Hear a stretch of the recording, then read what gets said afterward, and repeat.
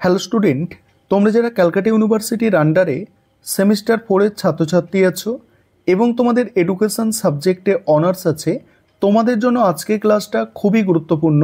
আজকের ক্লাসে তোমাদের ডিএসসিসি 7 অর্থাৎ টেকনোলজি ইন এডুকেশন এই পেপারটার ওপর 100% কমনযোগ্য সাজেশান নিয়ে আলোচনা করব এবং তোমাদের সাজেশানটা ইউনিট অনুযায়ী তৈরি করা হয়েছে। তোমরা জানো তোমাদের টোটাল 3টে ইউনিট আছে। প্রথম ইউনিট থেকে যে প্রশ্নগুলো মোস্ট ইম্পর্টেন্ট দেখে নাও এবং এই মোস্ট ইম্পর্টেন্ট প্রশ্নের মধ্যে থেকেও আবার যেগুলো মোস্ট ইম্পর্টেন্ট প্রশ্ন সেটাকে স্টার দিয়ে চিহ্নিত করা হয়েছে।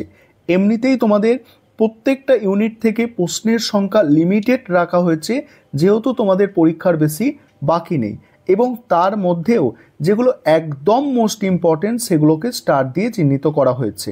তবে তোমাদের প্রথমেই আমি সচেতন করব যে কেবলমাত্র স্টার দেওয়া প্রশ্নগুলো দেখবে না, অন্যান্য প্রশ্নগুলো একটু দেখে যাওয়ার চেষ্টা করবে, তবে স্টার দেওয়াগুলো সব থেকে গুরুত্বপূর্ণ।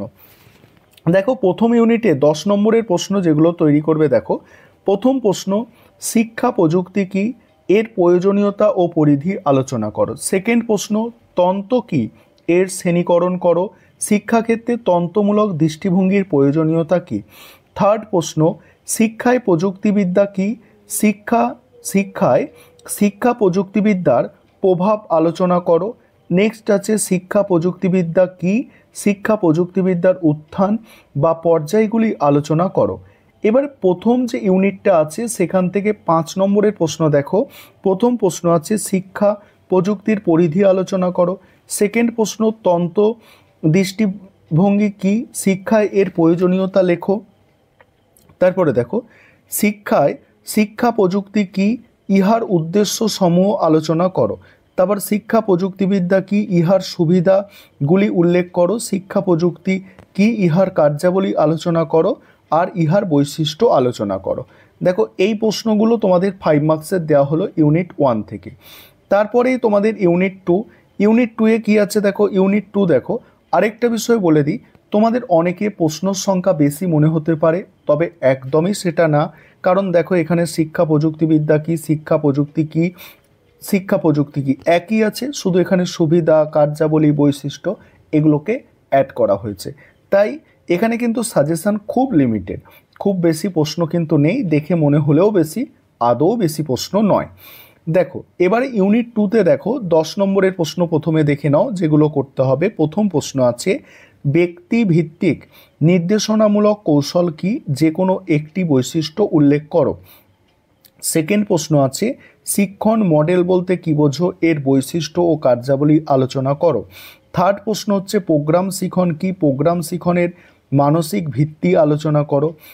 ফোর্থ প্রশ্ন হচ্ছে, কম্পিউটার সহায়ক নির্দেশনা দান কি, আর এই নির্দেশনা পদ্ধতি আলোচনা করো। তারপরে আছে প্রোগ্রাম শিখন কি, প্রোগ্রাম শিখনের বৈশিষ্ট্য আলোচনা করো। এবারে 5 নম্বরের প্রশ্ন দেখে নাও। প্রথম প্রশ্ন, শিক্ষণ মডেল কি, এর উপাদানগুলি উল্লেখ করো। তারপরে হচ্ছে, শিক্ষণ ও নির্দেশনার মধ্যে পার্থক্য নির্দেশ করো। তারপরেই আছে, প্রোগ্রাম শিখন কি, এই শিখনের সুবিধাগুলি উল্লেখ করো। তারপরে কম্পিউটার সহায়ক নির্দেশনা কি, এর প্রযুক্তিসমূহ উল্লেখ করো। তারপরে দেখো, তারপরে হচ্ছে, কম্পিউটার সহায়ক নির্দেশনা কি, এই শিখনের অসুবিধাগুলি উল্লেখ করো। প্রোগ্রাম শিখন কি, এই শিখনের মূল নীতিসমূহ উল্লেখ করো। গণশিক্ষণ পদ্ধতি বা দলগত নির্দেশনার বৈশিষ্ট্য লেখো। তারপরেই আছে, ব্যক্তিগত নির্দেশনা পদ্ধতির বৈশিষ্ট্য লেখো। তারপরে দলবদ্ধ শিক্ষণ বলতে কী বোঝো, এর উদ্দেশ্য সমূহ লেখো। এবারে 3 নম্বর ইউনিট দেখো। 3 নম্বর ইউনিট থেকে আলোচনা করব। তার আগে একটা বিষয় তোমাদের বলার আছে। তোমরা অনেকেই স্টাডি মেটেরিয়ালের কথা বলছিলে, তোমাদের বলে রাখি যে টেকনোলজি ইন এডুকেশান অর্থাৎ ডিএসসিসি 7 পেপারের আমাদের স্টাডি মেটেরিয়াল রেডি আছে। তোমরা চাইলে এডুকেশান সাবজেক্টের প্রত্যেকটা পেপারের স্টাডি মেটেরিয়াল পারচেস করতে পারো। পারচেস করার জন্য নিচে যে নম্বরটা দেখতে পাচ্ছ, এই নম্বরে যোগাযোগ করে পারচেস করতে পারো। এবার 3 নম্বর ইউনিট দেখো। 3 নম্বর ইউনিটে প্রথম প্রশ্ন কি আছে দেখো, ই লার্নিং কি, এর বৈশিষ্ট্য, সুবিধা অসুবিধা আলোচনা করো। ভারতীয় শিক্ষায় এর প্রভাব লেখো।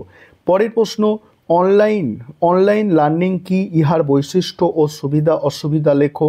তারপরে আছে তথ্য ও যোগাযোগ প্রযুক্তি কি, শিক্ষাক্ষেত্রে এর প্রভাব আলোচনা করো। 4 নম্বর প্রশ্ন, প্রকল্প ভিত্তিক শিখন বলতে কি বোঝো, এই শিখনের বৈশিষ্ট্য ও প্রয়োগ আলোচনা করো।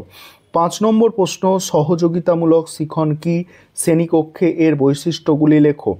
এবার 5 নম্বরের প্রশ্ন অর্থাৎ 5 মার্কসের প্রশ্ন 3rd ইউনিট থেকে দেখে নাও। প্রথম প্রশ্ন আছে তথ্য ও যোগাযোগ প্রযুক্তি কি, প্রকারভেদ লেখো। সেকেন্ড প্রশ্ন, অনলাইন লার্নিং কি, ইহার বৈশিষ্ট্য ও সুবিধা লেখো। থার্ড প্রশ্ন, গতানুগতিক শিখন ও ই লার্নিং শেখার মধ্যে পার্থক্য লেখো। ফোর্থ প্রশ্ন আছে মোবাইল লার্নিং কি, এর সুবিধাগুলি উল্লেখ করো।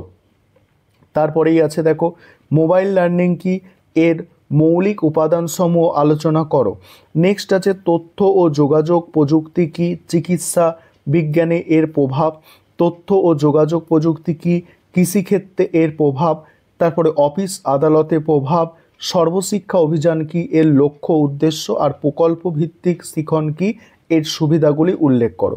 দেখো যাদের কঠিন বলে মনে হবে অর্থাৎ তোমাদের মনে হচ্ছে অনেক প্রশ্ন হয়ে যাচ্ছে, তোমাদের আমি সাজেস্ট করব যেগুলো মোস্ট ইম্পর্টেন্ট প্রশ্ন আছে, যেমন বড় প্রশ্ন 10 নম্বরের প্রশ্ন, এখানে ধরো ইউনিট 3 নম্বর ইউনিট থেকে 3টে স্টার দেওয়া আছে, অর্থাৎ স্টার দেওয়া প্রশ্নগুলো আগে তৈরি করবে, তারপরে অন্য প্রশ্নগুলো তোমরা তৈরি করতে যাবে।